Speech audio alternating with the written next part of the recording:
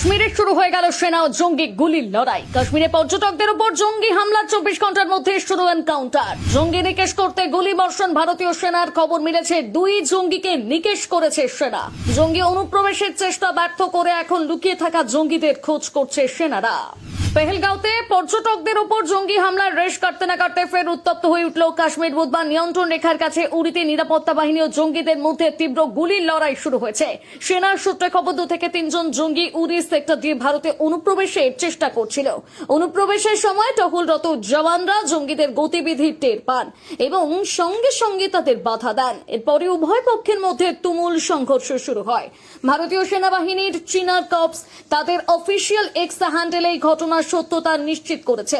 পোস্টে বলা হয়েছে, 23 এপ্রিল 2 থেকে 3 জন জঙ্গি উরি নালা পেরিয়ে সরেজীবন এলাকায় অনুপ্রবেশের চেষ্টা করছিল।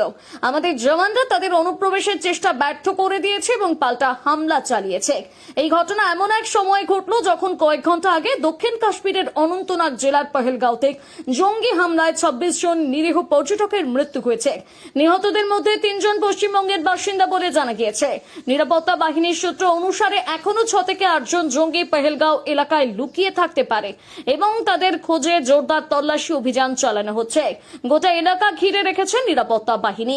অন্যদিকে পেহেলগাঁওয়ের এই হামলার পর নিয়ন্ত্রণ রেখা বরাবর উত্তেজনা আরো বেড়ে গিয়েছে বলে সেনার সূত্রে খবর।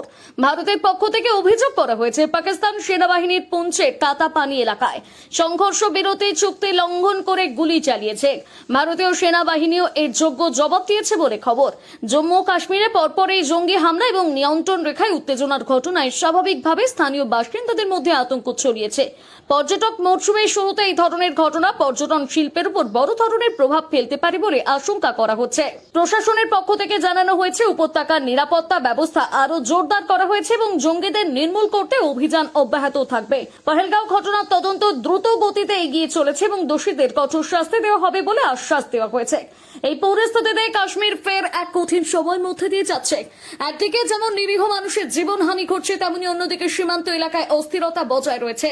কাশ্মীরের শান্তি ফেরানোর স্বার্থে সরকার কি পদক্ষেপ করে সেদিকে এখন নজর গোটা দেশবাসীর।